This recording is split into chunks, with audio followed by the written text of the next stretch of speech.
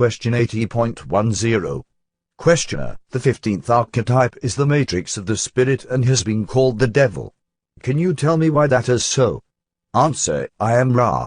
We do not wish to be facile in such a central query, but we may note that the nature of the spirit is so infinitely subtle that the fructifying influence of light upon the great darkness of the spirit is very often not as apparent as the darkness itself. The progress chosen by many adepts becomes a confused path as each adept attempts to use the catalyst of the spirit. Few there are which are successful in grasping the light of the sun. By far, the majority of adepts remain groping in the moonlight, and, as we have said, this light can deceive as well as uncover hidden mystery. Therefore, the melody, shall we say, of this matrix often seems to be of a negative and evil, as you would call it, nature. It is also to be noted that an adept is one which has freed itself more and more from the constraints of the thoughts, opinions, and bonds of other selves. Whether this is done for service to others or service to self, it is a necessary part of the awakening of the adept. This freedom is seen by those not free as what you would call evil or black. The magic is recognized, the nature is often not.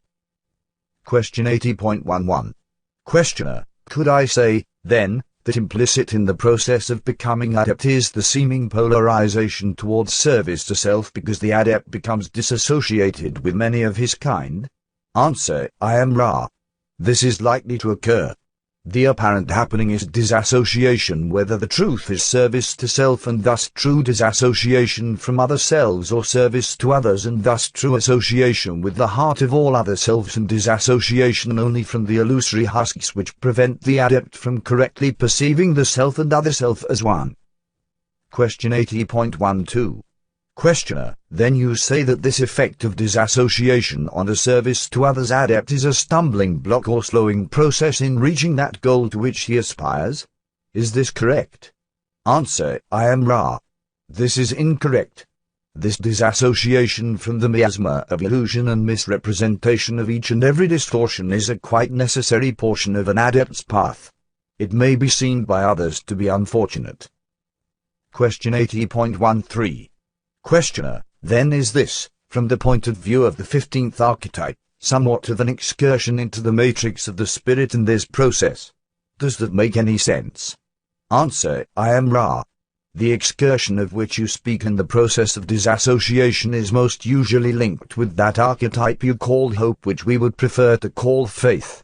This archetype is the catalyst of the spirit and, because of the illuminations of the potentiator of the spirit, will begin to cause these changes in the adept's viewpoint. Question 80.14. Questioner, I didn't intend to get too far ahead of my questioning process here. The positively or negatively polarized adept, then, is building a potential to draw directly on the spirit for power. Is this correct? Answer, I am Ra. It would be more proper to say that the adept is calling directly through the spirit to the universe for its power, for the spirit is a shuttle. Question 80.15. Questioner, the only obvious significant difference, I believe, between the positive and negative adepts in using this shuttle is the way they polarize. Is there a relationship between the archetypes of the spirit and whether the polarization is either positive or negative? Is, for instance, the positive calling through the 16th archetype and the negative calling through the 15th archetype? I am very confused about this, and I imagine that question is either poor or meaningless. Can you answer that? Answer, I am Ra.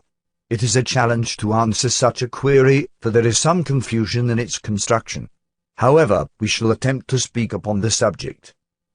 The adept, whether positive or negative, has the same matrix. The potentiator is also identical. Due to the catalyst of each adept, the adept may begin to pick and choose that into which it shall look further. The experience of the spirit, that which you have called the moon, is then, by far, the more manifest of influences upon the polarity of the adept.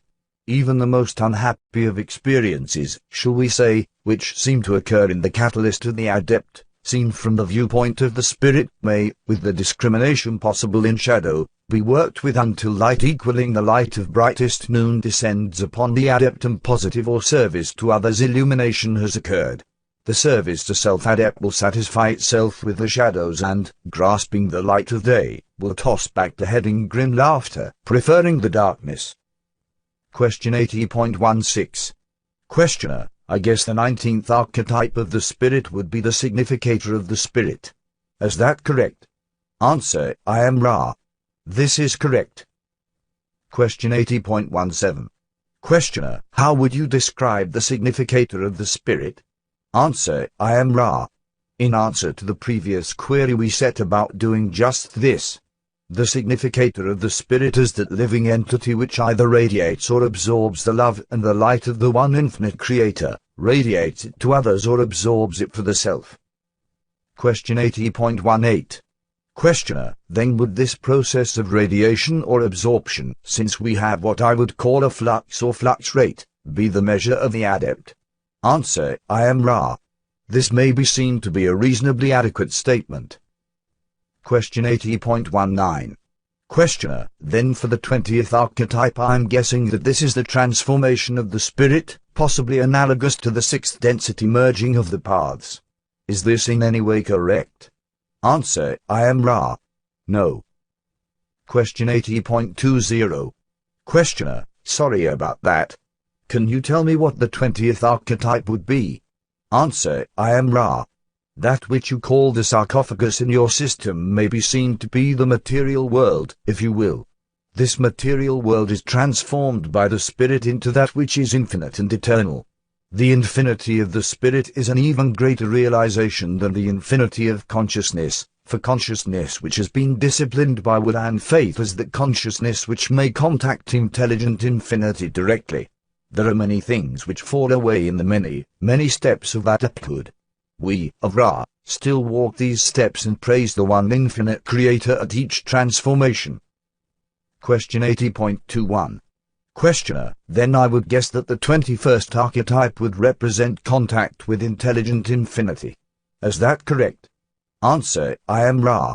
This is correct, although one may also see the reflection of this contact as well as the contact with intelligent energy which is the universe or, as you have called it somewhat provincially, the world. Question 80.22. Questioner, then by this contact also with intelligent energy can you give me an example of what this would be for both the contact with intelligent infinity and the contact with intelligent energy? Could you give me an example of what type of experience this would result in, if that is at all possible? Answer, I am Ra. This shall be the last query of this working at full length. We have discussed the possibilities of contact with intelligent energy, for this energy is the energy of the Logos, and thus it is the energy which heals, builds, removes, destroys, and transforms all other selves as well as the self. The contact with intelligent infinity is most likely to produce an unspeakable joy in the entity experiencing such contact. If you wish to query in more detail upon this subject, we invite you to do so in another working.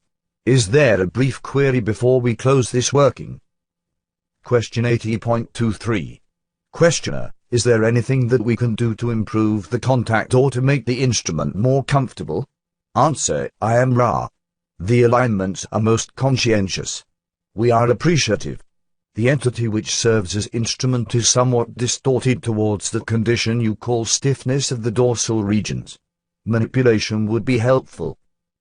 I am Ra. I leave you, my friends, glorying in the light and the love of the one infinite creator. Go forth, therefore, rejoicing in the power and in the peace of the one infinite creator. Adonai.